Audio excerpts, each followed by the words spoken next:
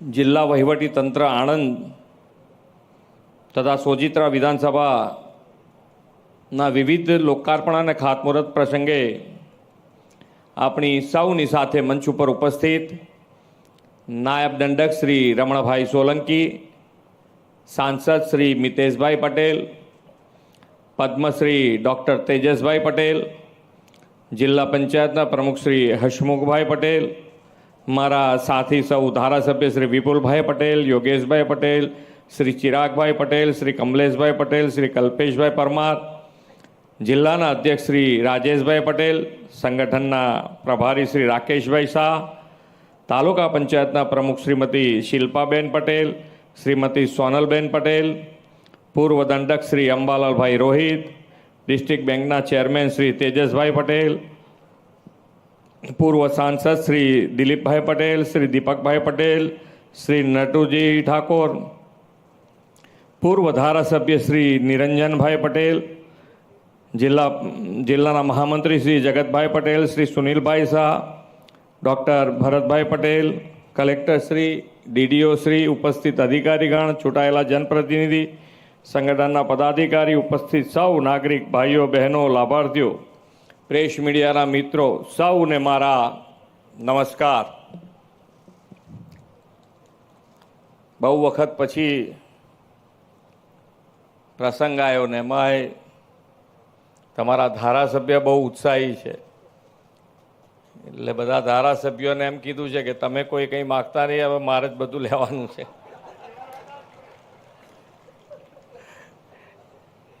એટલે હવે મારે તો સારું કે ભાઈ ચલો 5-6 જણની જગ્યાએ એક જ જણને બધું આપવાનું થાય તો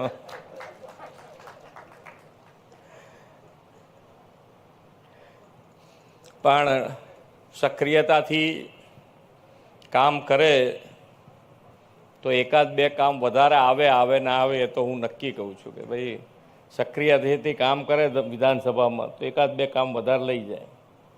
એટલે તમારે બધાએ પોતપોતાની સક્રિયતા જેટલી હશે તો બધાને આપીશું આપણે, ચિંતા ના કરો. એક અખંડ ભારતના શિલ્પી લોહ પુરુષ સરદાર પટેલ અને વિદ્યા પુરુષ ભાઈ કાકાની જન્મભૂમિ કર્મભૂમિ પરથી આજે 120 કરોડ રૂપિયાથી વધુના વિકાસ કામોની ભેટ વંદનીય સરદાર સાહેબ અને ભાઈ કાકાના સ્મરણ વંદના સાથે આ વિકાસની ભેટ આપણે સોજિત્રાવાસીઓને આજે આપી છે.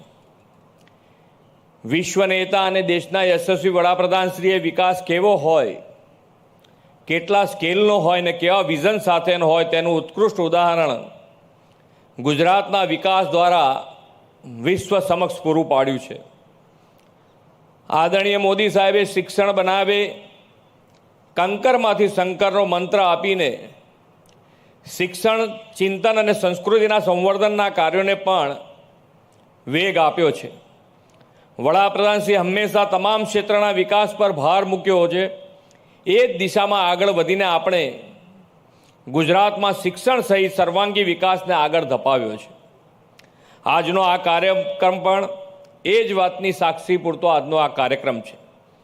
આશરે 15 કરોડ રૂપિયાના ખર્ચે તૈયાર થયેલી ભાઈ કાકા સરકારી વિનય કોલેજના લોકાર્પણ તથા ચારુસેટ યુનિવર્સિટી ખાતે મલ્ટી યુટિલિટી સેન્ટરના ઉદ્ઘાટન ઉપરાંત ચરોતર માટે કુલ રૂપિયા 120 કરોડથી વધુના 53 જેટલા વિકાસ કામોનું લોકાર્પણ અને ખાતમુહૂર્ત આજે થયું છે.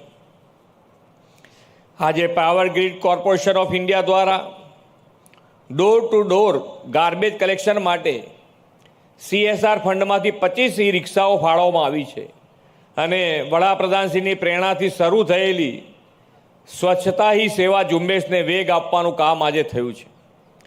વડાપ્રધાનશ્રીએ દેશના સામાન્યમાં સામાન્ય માનવીને ઉત્તમ આરોગ્ય સેવા પૂરી પાડવા માટે આયુષ્યમાન કાર્ડની સુવિધા આપી અને વય વંદના યોજના દ્વારા તેમાં 70 વર્ષથી વધુ વયના તમામ નાગરિકોને કોઈ પણ આવક મર્યાદા વગર આવરી લીધા છે.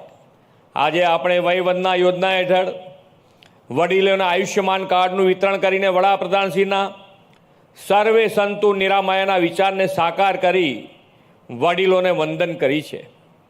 જિલ્લા પોલીસ સરાહનીય કામગીરી કરીને 31 લાખ રૂપિયાથી વધુનો મુદ્દામાલ રિકવર કર્યો છે અને તે મુદ્દામાલ તેમના 312 જેટલા માલિકોને આજે પરત આપીને 13 તુજકો અર્પણની ભાવના ચરિતાર્થ કરી છે. તે માટે તેમને અભિનંદન આપું છું. નિર્મળ ગુજરાત પહેલાં અંતર્ગત ઉમરેઠ તાલુકાના 39 ગામો માટે આણંદ જિલ્લા પંચાયત અને ભારત બાયોગેસ એનર્જી લિમિટેડ વચ્ચે બાયોગેસ અને ખાતર ઉત્પાદન દ્વારા છાણનો વૈજ્ઞાનિક ઢબે નિકાલ લાવવા માટેના આજે એમઓયુ થયા છે. વડાપ્રધાનશ્રીએ આપેલા ગ્રીન ક્લીન ફ્યુચરના વિઝનને સાકાર કરવામાં આ એમઓયુ દિશાદર્શક બનશે એવો મને વિશ્વાસ છે. પર્યાવરણની જાળવણી સાથે પ્રગતિના શ્રી મોદી સાહેબે આપેલા મંત્ર અને પ્રો પીપલ ગવર્નન્સની કાર્ય સંસ્કૃતિના વિવિધ વિકાસ કામોથી આપણે સાકાર કરી છે. આવી વિકાસલક્ષી કાર્ય સંસ્કૃતિ દ્વારા આદરણીય મોદી સાહેબે ગુજરાતના મુખ્યમંત્રી તરીકે ગુજરાતના વિકાસોનો જે પાયો નાખ્યો હતો તેના પરિણામે ગુજરાત દેશના વિકાસનું રોલ મોડેલ અને ગ્રોથ એન્જિન બન્યું છે. લોહ પુરુષ સરદાર સાહેબના નેતૃત્વમાં સ્વતંત્રતાની ક્રાંતિ પછી અમૂલ રૂપે વિશ્વની સૌથી મોટી સહકારી ચળવળ શ્વેત ક્રાંતિ અને ભાઈ કાકાના નેતૃત્વમાં વિદ્યા ક્રાંતિની સાક્ષી બનેલી ચરોતરની આ ભૂમિના લોકોને વડાપ્રધાનશ્રીએ વિકાસ ક્રાંતિની પણ અનુભૂતિ કરાવી છે. ગુજરાતના એક સમયે ઉચ્ચ શિક્ષણની સંસ્થાઓ ઘણી ગાંઠી જ હતી. વિદ્યાર્થીઓને ઉચ્ચ શિક્ષણ મેળવવા રાજ્ય બહાર જવું પડતું. સોજિત્રાની આ પુણ્યશાળી ભૂમિના સંતાન ભાઈ કાકાએ શિક્ષણ સેવાની સમર્પિતતા સાથે આજના ભવ્ય જ્ઞાનતીર્થના નિર્માણનો પાયો નાખીને વલ્લભ વિદ્યાનગરને વિદ્યાનગરી તરીકે વિકસાવ્યું છે. અને આજે તેજસભાઈએ આ વિદ્યાનગરીને વધુ એક ગૌરવ અપાયું છે. આ મારા મનમાં કે પહેલાં મેમનગર હતા એટલે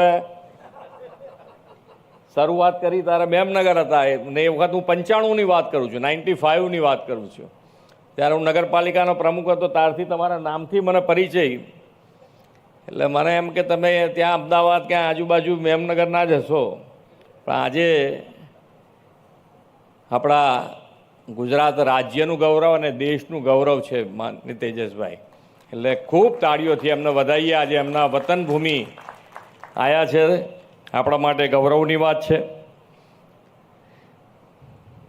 સોજિત્રાની આ પુણ્યશાળી ભૂમિના સંતાન ખૂબ સારી રીતે વિદ્યાને શિક્ષણને આગળ વધારવા માટે જે રીતે આગળ કામ થયા છે એ જ કાર્યમાં વધારો કરીને આજે અહીંયા કોલેજ શરૂ કરી છે. ક્યાંય પણ શિક્ષણ માટે કંઈ પણ જરૂર હોય તો સરકાર હર હંમેશ એના માટે તૈયાર હોય છે કે ભાઈ શિક્ષણ માટે કોઈને તકલીફ ના પડે અને એ રીતે આગળ વધારવા માટે આજે એના જ ભાગરૂપે તમે જુઓ તો માનનીય વડાપ્રધાનશ્રીએ ગુજરાતમાં આજે 103 જેટલી યુનિવર્સિટીના 2800થી વધુ કોલેજો વિદ્યાર્થીઓ માટે આપી છે. આપણા યુવાનો હવે ઘર આંગણે જ ઉચ્ચ શિક્ષણ મેળવી શકે અને ગુજરાતમાં શહેરી વિકાસ, પબ્લિક ઇન્ફ્રાસ્ટ્રક્ચર, શિક્ષણ, સ્વાસ્થ્ય એમ દરેક ક્ષેત્રને આદરણીય મોદી સાહેબની વિઝનરી લીડરશીપથી વિકાસ ક્રાંતિ આવી છે. વડાપ્રધાનશ્રીએ દર્શાવેલા સૌના સાથ, સૌના વિકાસ, સૌના વિશ્વાસ અને સૌના પ્રયાસના માર્ગે આગળ ચાલતા આપણે સમાજના સર્વાંગી વિકાસની દિશામાં આગળ વધ્યા છીએ. વિકાસ કામોની પરંપરા જાળવી રાખીને નાગરિક સુખાકારીને વધુ સુદૃઢ કરવા અને ઇઝ ઓફ લિવિંગ વધારવા અમારી સરકાર સંપૂર્ણ પ્રતિબદ્ધ છે. આદરણીય વડાપ્રધાનશ્રીએ દેશના અમૃતકાળમાં વિશ્વ સાથે કદમ મિલાવીને વિકસિત ભારત 2047ના નિર્માણમાં સેવાત રહેવાનું આહ્વાન કર્યું છે. સરકાર, સમાજ અને આપણે સૌ સાથે મળીને વડાપ્રધાનશ્રીના આ આહ્વાનને ઝીલી લઈને વિકસિત ભારત માટે વિકસિત ગુજરાત બનાવીએ એવી અપેક્ષા સાથે વિરમું છું. ભારત માતા કી જય. વંદે માતરમ. જય જય ગરવી ગુજરાત.